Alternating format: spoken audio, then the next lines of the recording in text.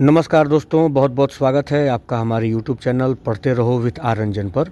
आज हम लोग बिहार एसएससी सीजीएल 4 के लिए रुक्मणी प्रकाशन की जो किताब है उसका हम लोग सेट नंबर 20 यहाँ पे डिस्कस करेंगे। बाकी सेट नंबर 1 से 19 तक मैंने सारे वीडियोस चैनल पे अपलोड कर दिए हैं, आप लोग उसको ज़रूर देख लीजिएगा, ठीक है। और आप चैनल पर नए हैं दोस्तों तो चैनल को सब्सक्राइब कर लीजिएगा, बाकी दोस्तों तक भी शेयर कर दीजिएगा, ठीक है। चलिए हम लोग बिना देरी किए पहले प्रश्न की तरफ चलते हैं। पहला प्रश्न क्या है? प्रोकैरियोट यानी कि प्राकेंद्रकी कोशिका में दिखने वाला एकमात्र कोशिका अंगक कौन सा है? तो प्रोकैरियोट कोशिका में दिखने वाला एकमात्र कोशिका अंगक कौन सा है? तो राइबोसोम है, ठीक है ना, राइबोसोम। और प्रोकैरियोटिक कोशिका में झिल्ली से घिरे कोशिकांगों का अभाव होता है, पर राइबोसोम कोशिका द्रव्य में इधर उधर बिखरे रहते हैं, ठीक है। और राइबोसोम जो होते हैं वो प्रोकैरियोटिक तथा यूकैरियोटिक दोनों प्रकार की कोशिकाओं में पाए जाते हैं। बी आंसर हो जाएगा हमारा। दूसरा प्रश्न, निम्नलिखित में से किसके चारों ओर एक एकल झिल्ली का आवरण होता है? ठीक है, तो देखिए रसधानी जो है इसके चारों ओर एकल झिल्ली का आवरण होता है, ठीक है। रसधानी में कोशिका द्रव्य, भोजन तथा उपापचयी अपशिष्ट पदार्थ भरे रहते हैं, ठीक है, ध्यान रखिएगा। तीसरा प्रश्न क्या है? निम्नलिखित कथनों पर विचार कीजिए। एक साधारण बिजली के बल्ब का अपेक्षाकृत अल्प जीवन होता है क्योंकि, ठीक है, तो साधारण जो बिजली का बल्ब है उसका अल्प जीवन होता है क्योंकि फिलामेंट का तार एक समान नहीं होता है, बिल्कुल ठीक है। और बल्ब पूर्ण रूप से निर्वातित नहीं किया जा सकता, ये भी ठीक है। फिलामेंट के सहायक तार उच्च ताप पर पिघल जाते हैं, ये भी ठीक है। यानी कि 1, 2, 3 तीनों हमारा ऑप्शन करेक्ट है। आंसर हो जाएगा हमारा डी नंबर। उसके बाद है कि सामान्यतः प्रयोग में लाई जाने वाली प्रतिदीप्ति ट्यूबलाइट पर निम्नलिखित में से कौन सा अंकित होता है? तो सामान्यतः प्रयोग में लाई जाने वाली प्रतिदीप्ति ट्यूबलाइट पर 6500 के, ठीक है ना, ये आपका अंकित होता है, ठीक है ना। प्रतिदीप्ति ट्यूबलाइट गर्म और ठंडा वातावरण निर्मित करने वाली होती हैं। गर्म वातावरण निर्मित करने वाली ट्यूबलाइटें कम केल्विन यानी कि 1500 से 3000 केल्विन वाली होती हैं, और ठंडा वातावरण निर्मित करने वाली ट्यूबलाइटें अधिक केल्विन यानी कि 4000 से 8000 केल्विन तक होती हैं, जो हमारे यहाँ भारत में सामान्यतः प्रयोग में लाई जाती हैं, ठीक है, ध्यान रखिएगा। अगला प्रश्न है कि तेल के नमूने को लंबे समय तक ताज़ा बनाए रखने के लिए निम्नलिखित में से कौन सी गैस प्रयुक्त की जाती है? तो तेल के नमूने को लंबे समय तक ताज़ा बनाए रखने के लिए हीलियम अथवा नाइट्रोजन गैस प्रयुक्त की जाती है, ठीक है ना। हीलियम अथवा नाइट्रोजन यानी कि डी हमारा आंसर हो जाएगा। देखिए हीलियम और नाइट्रोजन दोनों अक्रिय वातावरण प्रदान करती हैं। जब बंद भोज्य पदार्थ गैस से घिरा रहता है तथा ऑक्सीजन इसके अपचयन के लिए उपस्थित नहीं है तो वह खराब नहीं होता है। इसीलिए बंद भोज्य पदार्थ में हम लोग नाइट्रोजन और अथवा हीलियम का प्रयोग करते हैं, और वहाँ ऑक्सीजन जो है उसके अपचयन के लिए उपस्थित नहीं होता है तो वो खराब होने का जो चांस है वो कम हो जाता है, ठीक है, ध्यान रखिएगा। डी आंसर हो जाएगा। उसके बाद धातुएं सामान्यतः अम्लों से क्रिया करके लवण तथा हाइड्रोजन गैस देती हैं। निम्नलिखित में से कौन सा अम्ल धातुओं Mn तथा Mg के अतिरिक्त से अभिक्रिया करके हाइड्रोजन गैस नहीं देता है? ठीक है, तो देखिए धातुएं सामान्यतः अम्लों से क्रिया करके लवण और हाइड्रोजन गैस देती हैं, ठीक है, लेकिन इसमें से जो HNO3 है, ये HNO3 जो है आपका, ये सिर्फ मैग्नीशियम और मैग्नीज, ठीक है ना, इससे जब रिएक्ट करेगा तब वहाँ पे वो आपको हाइड्रोजन गैस निष्कासित करता है। अदरवाइज अगर इन दोनों के अतिरिक्त देखा जाए तो ये किसी भी धातु से नाइट्रिक अम्ल जब करता है अभिक्रिया तो हाइड्रोजन गैस नहीं निकलती है। इसका कारण है कि HNO3 जो है यानी कि नाइट्रिक अम्ल जो है एक प्रबल ऑक्सीकारक के जैसा व्यवहार करता है। यह H2 गैस को ऑक्सीकृत करके जल बनाता है और स्वयं किसी नाइट्रोजन ऑक्साइड में अपचयित हो जाता है, ठीक है ना। तो आंसर हो जाएगा हमारा सी नंबर। आगे बढ़ते हैं हम लोग। वायुमंडल की वह परत जो पृथ्वी पर रेडियो प्रसारण के लिए उत्तरदायी है, बहुत आसान सा जवाब होगा इसका, आयन मंडल, ठीक है ना। आयन मंडल, इसका विस्तार है 80 किलोमीटर से 640 किलोमीटर के बीच, ठीक है, और इस परत में विद्युत आवेशित कण पाए जाते हैं जिन्हें हम लोग आयन कहते हैं।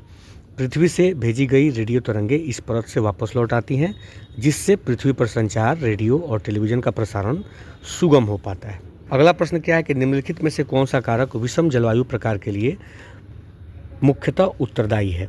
ठीक है, तो देखिए सागर से दूरी जो है, ये सागर से दूरी ये आपका विषम जलवायु प्रकार के लिए मुख्यतः उत्तरदायी है, ठीक है ना। समुद्र का जलवायु पर समकारी प्रभाव पड़ता है। जैसे जैसे समुद्र से दूरी बढ़ती है यह प्रभाव कम होता जाता है और लोग विषम मौसमी अवस्थाओं को महसूस करते हैं। ठीक है, और सागर से दूरी कारक के समकारी प्रभाव को महाद्वीपीय अवस्था कहा जाता है। किसी भी क्षेत्र की जलवायु को नियंत्रित करने वाले 6 प्रमुख कारक हैं, जैसे कि अक्षांश, ऊंचाई, वायुदाब, पवन तंत्र, समुद्र से दूरी, महासागरीय धाराएं और उच्चावच लक्षण। ठीक है ना। चलिए आगे बढ़ते हैं हम लोग। अगला प्रश्न है कि कश्मीर को शेष भारत से जोड़ने वाला दर्रा कौन सा है। तो कश्मीर को शेष भारत से जोड़ने वाला जो दर्रा है वो बनिहाल दर्रा है। ठीक है ना। बनिहाल दर्रा से जम्मू से श्रीनगर जाने का मार्ग गुजरता है। और एक और पॉइंट याद रखिएगा कि जवाहर सुरंग बनिहाल दर्रा में ही स्थित है।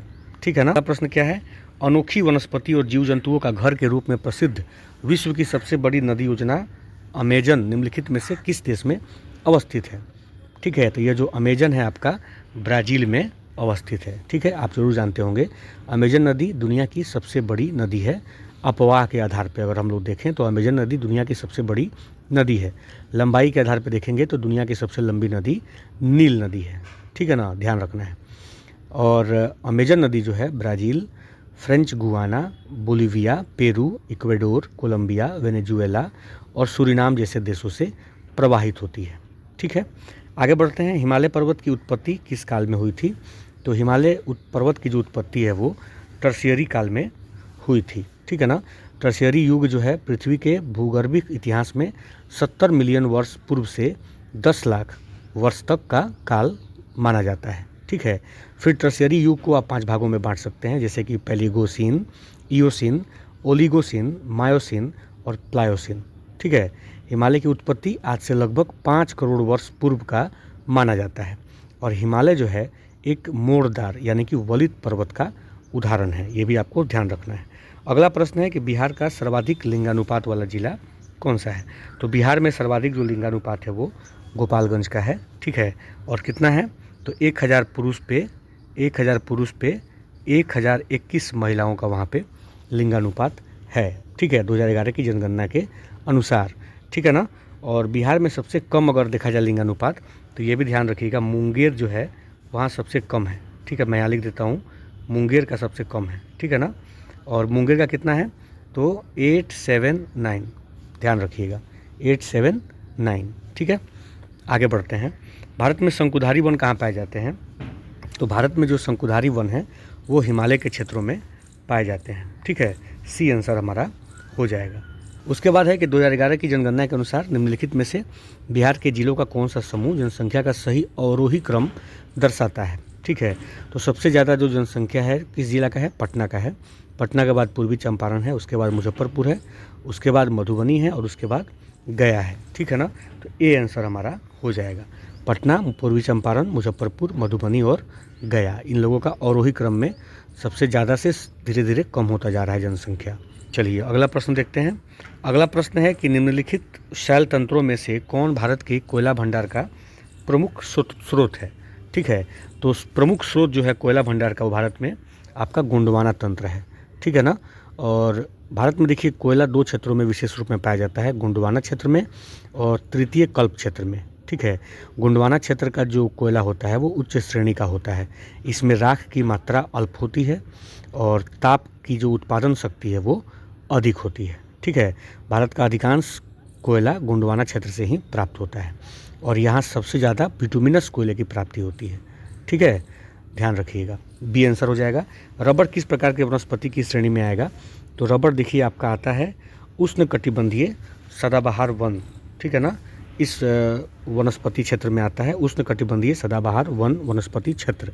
ठीक है, रबर की खेती के लिए आर्द्र और नम जलवायु की ज़रूरत होती है और तापमान जो होना चाहिए वो 25 डिग्री सेल्सियस से अधिक तापमान होना चाहिए और 200 सेंटीमीटर से अधिक वर्षा होनी चाहिए।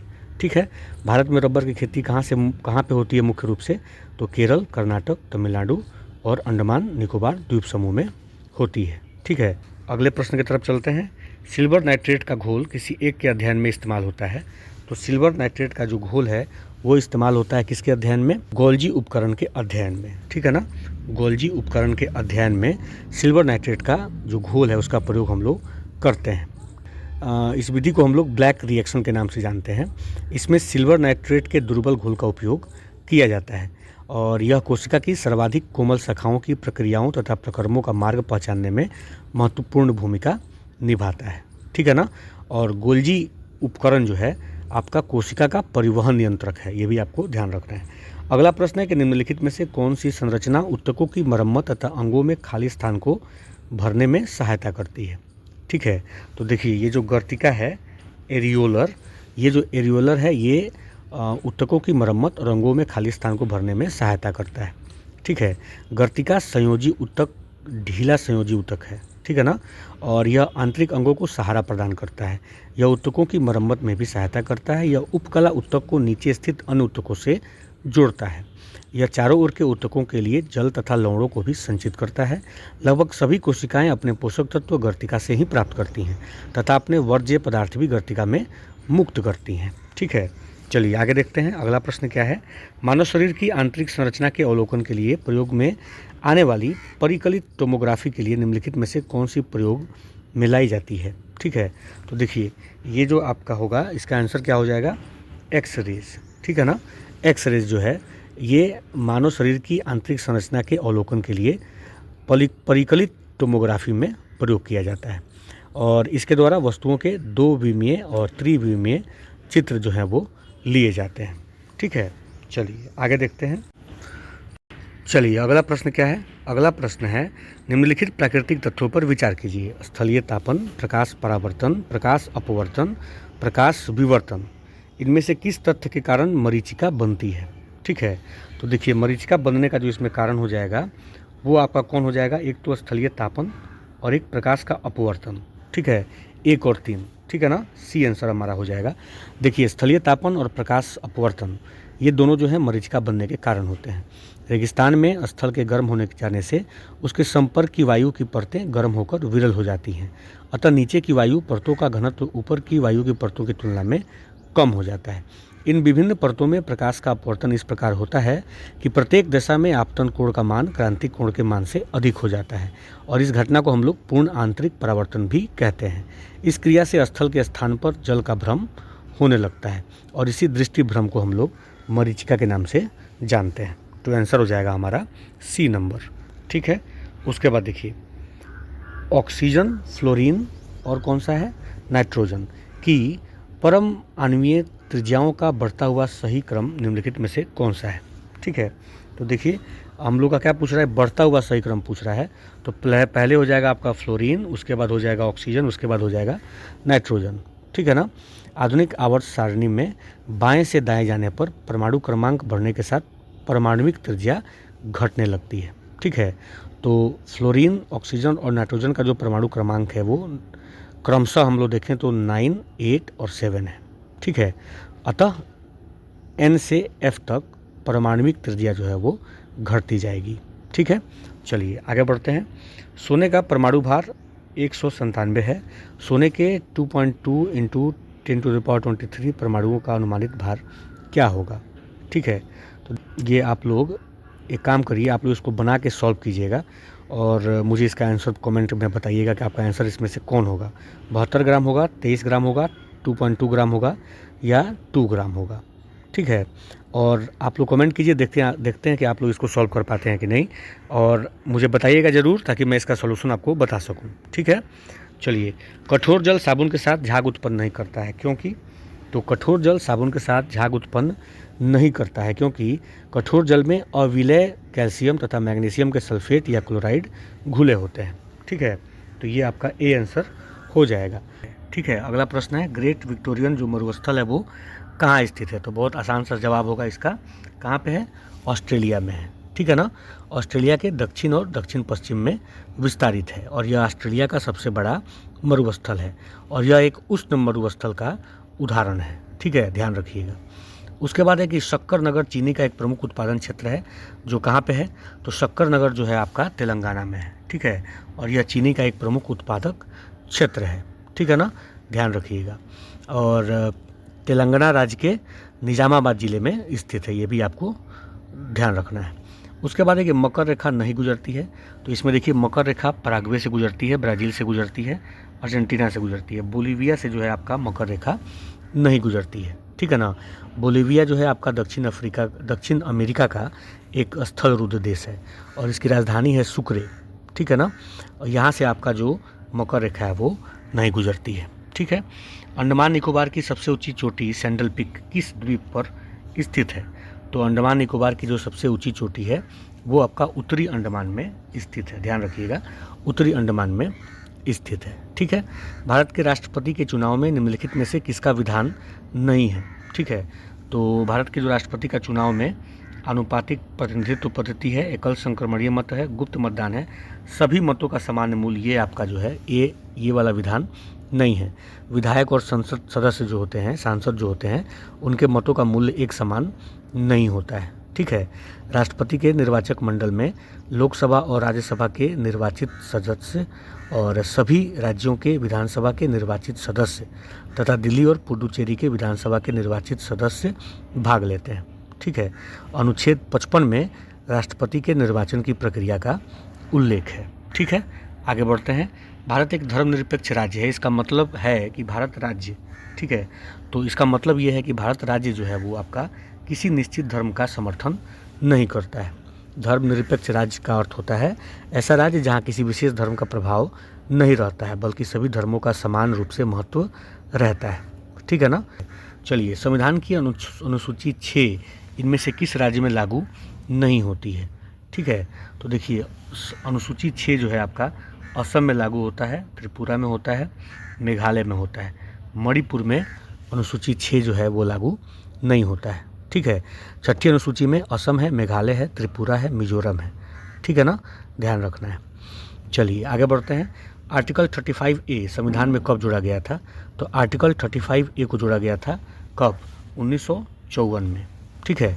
और भारतीय संविधान के परिशिष्ट 2 में निहित अनुच्छेद 35A जम्मू और कश्मीर विधानमंडल को यह शक्ति प्रदान करता था कि वह राज्य के स्थायी निवासियों और उनके अधिकारों एवं विशेषाधिकारों को परिभाषित कर सकता था। अनुच्छेद 35A के अनुसार यदि जम्मू कश्मीर की कोई महिला किसी गैर कश्मीरी से विवाह कर लेती थी तो उसके सारे अधिकार खत्म हो जाते थे और साथ ही उसके बच्चों के अधिकार भी खत्म हो जाते थे, ठीक है। चलिए 52वां प्रश्न हम लोग देखेंगे आगे। विधान परिषद के सदस्य का कार्यकाल क्या है? तो विधान परिषद के सदस्य का जो कार्यकाल होता है वो 6 वर्ष का होता है, ठीक है। विधान परिषद राज्य विधानमंडल का उच्च सदन होता है। विधान परिषद के 1/3 सदस्यों का कार्यकाल प्रति 2 वर्ष में पूरा हो जाता है, ठीक है। राज्य की विधानसभा के सत्रावसान के आदेश किसके द्वारा दिए जाते हैं? तो राज्य की विधानसभा के सत्रावसान के जो आदेश हैं वो राज्यपाल के द्वारा दिए जाते हैं, ठीक है। ए आंसर हमारा हो जाएगा, ठीक है। दोस्तों एक न्यूमेरिकल मैंने वहाँ ऊपर छोड़ा हुआ है आप लोगों के लिए, आप लोग कोशिश कीजिएगा बना के और मुझे कमेंट कीजिएगा। मैं देखना चाहता हूँ कि आप लोग की तैयारी किस लेवल की है। आप लोग नहीं बना पाएंगे तो वो भी मुझे बताइएगा ताकि मैं उसका सॉल्यूशन आपको बता दूँ, ठीक है। वीडियो पसंद आ रहा हो दोस्तों तो प्लीज़ लाइक कीजिएगा, अपने दोस्तों तक शेयर कर दीजिएगा, ठीक है। आगे बढ़ते हैं। खेत में उगे गन्ने के पौधे के अग्रभाग को यदि काट कर हटा दिया जाए तो भी पौधा लंबाई में बढ़ता रहता है। ऐसा निम्नलिखित में से किस कारण से होता है? ठीक है, तो ये किस कारण से होता है? ये होता है अंतर्वेशी विभज्योतक के कारण, ठीक है। अंतर्वेशी विभज्योतक जो है वो विभाजित होते हैं और उसके वजह से गन्ने का जो पौधा है वो लंबाई में वृद्धि करता रहता है, ठीक है। और यह जो विभज्योतक अधिकांश एक बीजपत्री पौधों में उपस्थित रहता है, ठीक है। चलिए, जिम्नोस्पर्म यानी कि अनावृत बीजी पौधे में जल संवहन ऊतक सामान्यतः निम्नलिखित में से किस में पाए जाते हैं?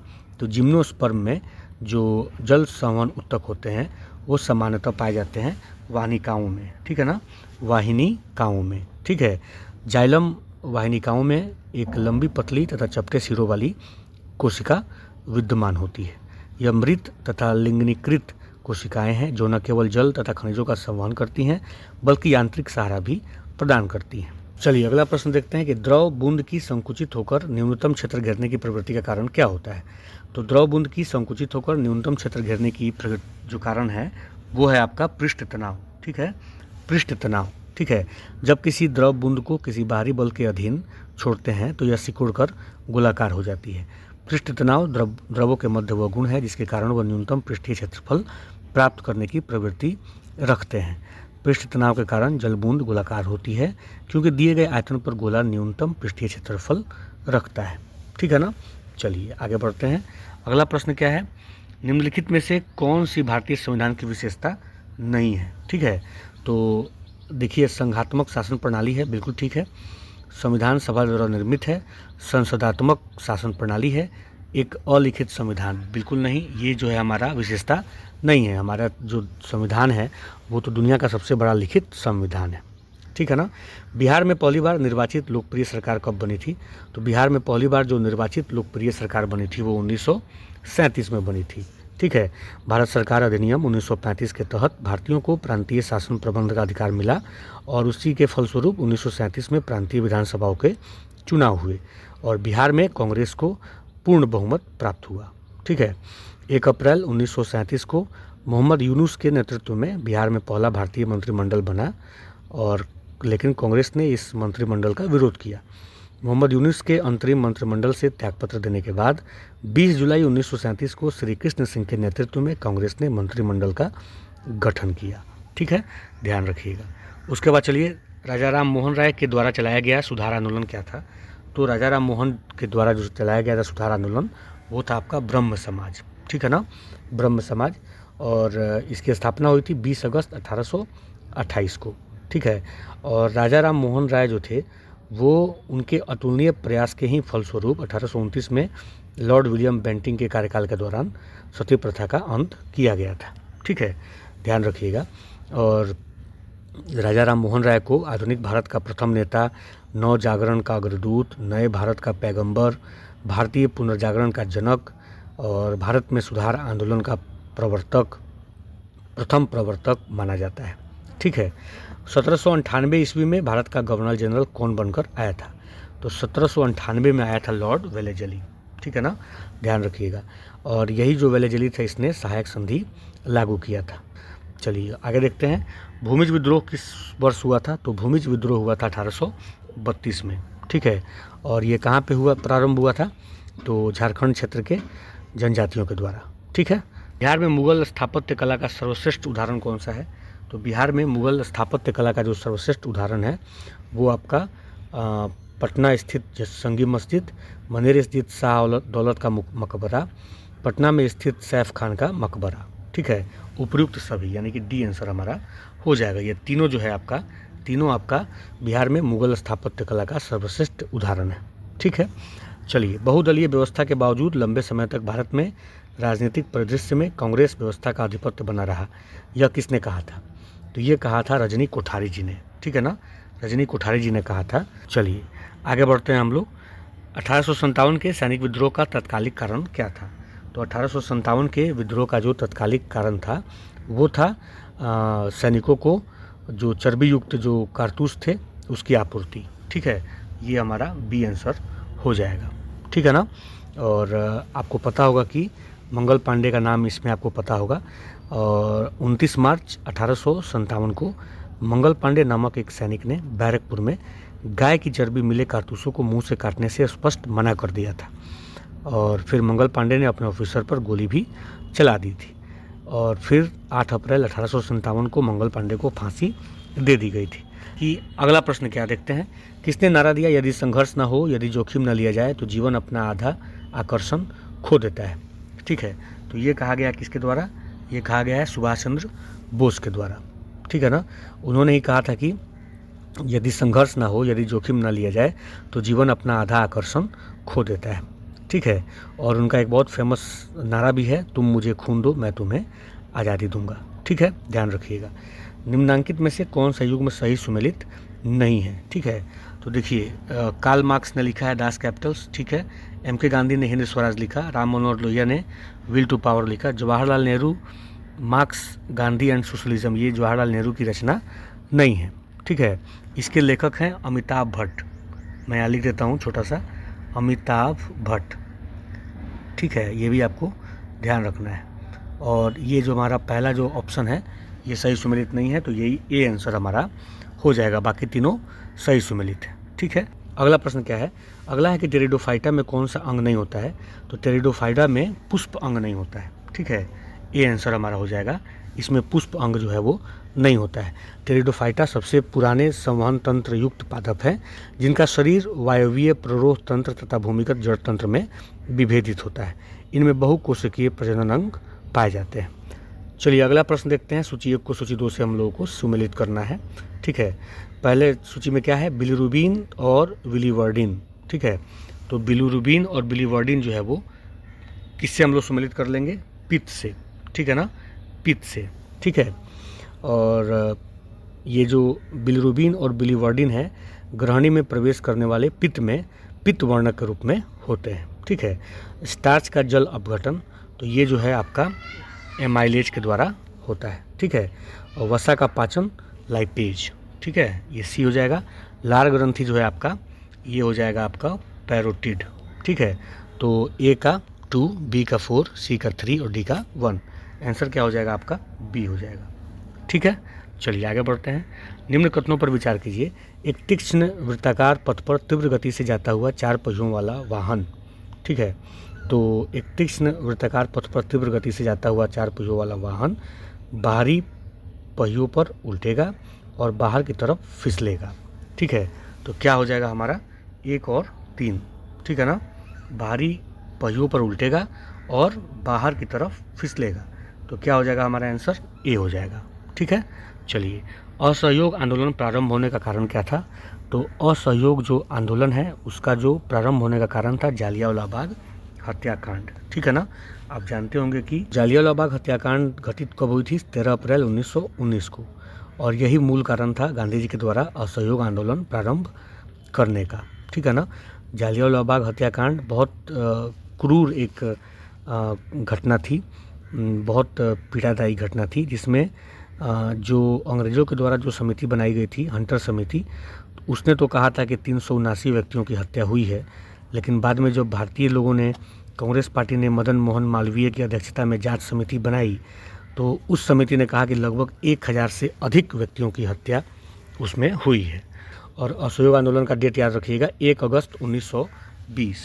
ठीक है, ये भी याद रखिएगा, 1 अगस्त 1920 असहयोग आंदोलन। ठीक है, ध्यान रखना है। उसके बाद सैंडो सभ्यता के निवासियों द्वारा निम्न में से किस धातु का प्रयोग सर्वाधिक किया गया है, वो था कांस्य। ठीक है ना, और हड़प्पा सभ्यता को कांस्ययुगीन सभ्यता माना जाता है। कांस्य में जो निर्माण होता है कांस्य का, उसमें लगभग 88% तांबा होता है और 12% टीन होता है। ठीक है, ध्यान रखिएगा। उसके बाद क्या है कि रिलायंस इंडस्ट्रीज 2025 की फॉर्चून ग्लोबल 500 की सूची में किस स्थान पे है। तो रिलायंस इंडस्ट्री जो है वो आपका इस लिस्ट में किस स्थान पे, 88वें स्थान पे है। ठीक है, 88th पोजीशन। ठीक है ना, चलिए आगे बढ़ते हैं। अगला प्रश्न क्या है कि इग्नू की पहली महिला कुलपति किसे नियुक्त किया गया है। तो इग्नू की जो पहली महिला कुलपति नियुक्त किया गया है वो उमा कांजीलाल को नियुक्त किया गया है। ठीक है, थावे महोत्सव किस राज्य में मनाया जाता है। तो थावे महोत्सव जो है वो आपका बिहार में मनाया जाता है और बिहार के गोपालगंज जिले में मनाया जाता है। ठीक है, दक्षिण अफ्रीका में रंगभेद को खत्म करने के लिए नोबेल शांति पुरस्कार किसे मिला था। तो दक्षिण अफ्रीका में रंगभेद को खत्म करने के लिए जो नोबेल शांति पुरस्कार मिला वो नेल्सन मंडेला जी को मिला था। ठीक है ना, और नेल्सन मंडेला दक्षिण अफ्रीका के प्रथम अश्वेत राष्ट्रपति थे, ये भी आपको ध्यान रखना है। और दक्षिण अफ्रीका का गांधी कहा जाता है नेल्सन मंडेला को। ठीक है, चलिए आगे है कि तंबाकू गुटखा उत्पादों की बिक्री, उत्पादन और वितरण पर किस राज्य द्वारा प्रतिबंध लगा दिया गया है। ठीक है, तो तंबाकू गुटखा उत्पादों की बिक्री, उत्पादन और वितरण पर तेलंगाना राज्य में प्रतिबंध लगा दिया गया है। ठीक है, चलिए उसके बाद है कि विश्व का सबसे दुर्लभ रक्त समूह CRIB किस देश में खोजा गया है। तो यह खोजा गया है आपका भारत में ही खोजा गया है। ठीक है ना, और भारत में बेंगलुरु के कोलार की रहने वाली एक महिला है 38 वर्षीय, उसके अंदर ये रक्त समूह पाया गया है CRIB। यह एक नया और अत्यंत दुर्लभ रक्त समूह है जो क्रॉमर रक्त समूह प्रणाली के अंतर्गत आता है। ठीक है, चलिए Henley private health wealth migration report 2024 में भारत को कौन सा स्थान मिला है। तो Henley private wealth migration report 2024 में भारत को जो पोजीशन मिला है वो 3रा पोजीशन मिला हुआ है। ठीक है ना, ध्यान रखिएगा। उसके बाद क्या है, अगला प्रश्न देखते हैं। संयुक्त राष्ट्र ने अंतर्राष्ट्रीय फुटबॉल दिवस कब मनाने की घोषणा की है। तो संयुक्त राष्ट्र ने अंतर्राष्ट्रीय फुटबॉल दिवस मनाने की घोषणा की है 25 मई को। चलिए अगला प्रश्न है कि परिसंचरण तंत्र के संबंध में निम्नलिखित में से कौन सा कथन असत्य है। ठीक है, पहला है आर्थ्रोपोडा तथा मोलस्का दोनों में खुला परिसंचरण तंत्र पाया जाता है, ये बिल्कुल सत्य है। ठीक है ना। एनेलिडा में बंद परिसंचरण तंत्र तथा कशेरुकी में खुला परिसंचरण तंत्र पाया जाता है। यही वाला जो आपका कथन है सेकंड वाला, ये हमारा रॉन्ग है, यही हमारा आंसर हो जाएगा, असत्य है। ठीक है, देखिए परिसंचरण तंत्र दो तरह का होता है, एक खुला परिसंचरण तंत्र और एक बंद परिसंचरण तंत्र। ठीक है ना। खुला परिसंचरण तंत्र आर्थ्रोपोडा और मोलस्का में पाया जाता है। एनेलिडा और कशेरुकी दोनों में बंद परिसंचरण तंत्र पाया जाता है। ठीक है, तो बी असत्य है, तो बी हमारा आंसर हो जाएगा। उसके बाद है कि मेंडल ने प्रस्तावित किया था, तो मेंडल ने अनुमानसिकी का नियम प्रस्तावित किया था। ठीक है ना। और इस सिद्धांत के अनुसार एक पीढ़ी से दूसरी पीढ़ी के लक्षणों का स्थानांतरण होता है। मेंडल ने यह प्रयोग मटर के पौधे पर किया था। ठीक है, चलिए आगे बढ़ते हैं। 3 समान पात्र ए बी सी क्रमशः जल, पारा और मिट्टी के तेल से एक ही स्तर तक भरे जाते हैं। तीनों पात्रों के आधारों पर समान टोटियां लगी हैं। यदि तीनों टोटी एक साथ खोली जाएं तो कौन सा पात्र सबसे पहले खाली होगा। तो इसमें कौन खाली होगा सबसे पहले, इसमें सबसे पहले खाली होगा आपका मिट्टी का तेल वाला जो पात्र है वो खाली हो जाएगा। ठीक है, जिस द्रव का घनत्व सबसे कम होगा वह तीव्र गति से गमन करेगा। पृष्ठ तनाव के कारण केरोसिन तेल की जो श्यानता होगी इनमें से सबसे कम है, इसलिए यह सबसे पहले खाली हो जाएगा, तो सी हमारा आंसर हो जाएगा। ठीक है, उसके बाद चलिए निम्नलिखित में से मिश्रण कौन कौन है बताना है। इस्पात, वायु, चौक, संगमरमर, धोने का सोडा, ग्लूकोज, तूतिया, पीतल और दूध। ठीक है, तो इसमें देखिए मिश्रण अगर हम लोग देखते हैं तो मिश्रण इसमें कौन कौन है, पीतल है, वायु है, इस्पात है और दूध है। डी आंसर हमारा हो जाएगा। ठीक है ना। पीतल है जिसमें कॉपर और जिंक होता है, वायु जो है गैसों का मिश्रण है, इस्पात मतलब लोहा प्लस कार्बन, दूध जो है आपका पायस क्लोराइड है। ठीक है, तो डी आंसर हमारा हो जाएगा। उसके बाद एक हाल ही में जीएसटी अपीलीय न्यायाधिकरण के प्रमुख पद पर किसे नियुक्त किया गया है। तो जीएसटी अपीलीय न्यायाधिकरण के प्रमुख के पद पे जो नियुक्ति हुई है उनका नाम है संजय कुमार मिश्रा। ठीक है, ये आंसर हो जाएगा। हाल ही में गामा रे बर्स्ट का अध्ययन करने के लिए किसने संयुक्त SVOM मिशन लॉन्च किया है। तो ये जो मिशन लॉन्च किया गया है वो आपका चीन और फ्रांस ने लॉन्च किया है। ठीक है ना, बी आंसर हमारा हो जाएगा। निम्नलिखित में से किसे उर्दू भाषा का पहला ज्ञानपीठ पुरस्कार मिला है। तो उर्दू भाषा का जो पहला ज्ञानपीठ पुरस्कार मिला था वो फिराक गोरखपुरी को मिला था। ठीक है ना, 1970 में। उनकी कृति है एक गुले नगमा, उसके लिए उनको ज्ञानपीठ पुरस्कार मिला हुआ था। ठीक है, चलिए आगे बढ़ते हैं हम लोग। भारत में 12वीं पंचवर्षीय योजना का कार्यान्वयन अवधि क्या थी। तो भारत में पंचवर्षीय योजना जो 12वीं थी उसकी जो कार्यान्वयन जो अवधि थी वो 2012 से 2017। ठीक है, इस योजना का उद्देश्य तीव्रतम, धारणीय और अधिक समावेशी विकास के लक्ष्य को प्राप्त करना था। भारत में किस संस्था ने स्वयं सहायता समूहों के सभी सदस्यों के डिजिटलीकरण के लिए प्रोजेक्ट ई शक्ति लॉन्च किया है। ठीक है, तो प्रोजेक्ट ई शक्ति जो लॉन्च किया गया है वो नाबार्ड के द्वारा लॉन्च किया गया है। केंद्रीय रिजर्व पुलिस बल की रैपिड एक्शन फोर्स का नेतृत्व करने वाली पहली महिला महानिरीक्षक का नाम क्या है। तो इनका नाम है एनी अब्राहम। ठीक है ना, एनी अब्राहम। उसके बाद चलिए आगे बढ़ते हैं। रबात शहर किस देश की राजधानी है। तो रबात शहर जो है आपका किसकी राजधानी है। तो ये राजधानी है आपका मोरक्को की। ठीक है ना, मोरक्को की राजधानी है रबात। ठीक है, और मोरक्को का मुद्रा याद रखिएगा दिरहम। ठीक है ना, मोरक्को का मुद्रा क्या होगा, दिरहम। ठीक है, चलिए निम्नलिखित में से किसकी आत्मकथा माई कन्फेशन है। तो माई कन्फेशन जो आत्मकथा है वो लियो टॉल्स्टॉय की है। चलिए अंतिम प्रश्न देखते हैं आज के सेशन का। भारत सरकार द्वारा शुरू की गई निम्नलिखित योजनाओं को कालानुक्रमिक क्रम में व्यवस्थित कीजिए और नीचे दिए गए कूट से सही उत्तर को चुनिए। ठीक है, तो देखिए इसमें जो स्वर्ण जयंती ग्राम स्वरोजगार योजना है यह शुरू किया गया था आपको 1999 में। ठीक है ना, 1999 में, ये मैं लिख देता हूँ 1999। ठीक है, और राष्ट्रीय ग्रामीण आजीविका मिशन ये शुरू किया गया था आपको 2011 में। ठीक है, 2011। जवाहर रोजगार योजना शुरू किया गया था 1989। ठीक है, 1989। ठीक है ना, और स्वरोजगार के लिए ग्रामीण युवकों के प्रशिक्षण का कार्यक्रम, ठीक है, 1979। ठीक है। तो ये हो जाएगा आपका 1979। ठीक है।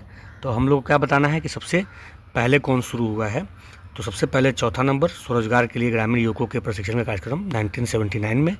उसके बाद जवाहर रोजगार योजना 1989। उसके बाद स्वर्ण जयंती ग्राम स्वरोजगार योजना 1999। और सबसे अंतिम में राष्ट्रीय ग्रामीण आजीविका मिशन। आंसर क्या हो जाएगा 4312। ठीक है, ये आंसर हमारा हो जाएगा। तो ये रहा दोस्तों सेट नंबर 20 हम लोगों ने डिस्कस किया। एक न्यूमेरिकल जो मैंने उसमें छोड़ा हुआ है, आप लोग प्लीज़ बना के आंसर मुझे बताइएगा, और अगर आप नहीं बना पाए तो वही मुझे कमेंट कीजिएगा, मैं उसका सॉल्यूशन आपको दे दूंगा। बाकी जीके जीएस और करंट अफेयर्स के सारे प्रश्न हम लोगों ने डिस्कस कर लिए हैं। मुझे उम्मीद है कि इससे आपकी तैयारी में बहुत मदद मिलेगी। ठीक है, मेरा वीडियो आपको पसंद आया हो तो प्लीज़ लाइक कीजिएगा और चैनल को सब्सक्राइब कर लीजिएगा, अपने दोस्तों तक शेयर भी कर दीजिएगा। बहुत बहुत धन्यवाद दोस्तों।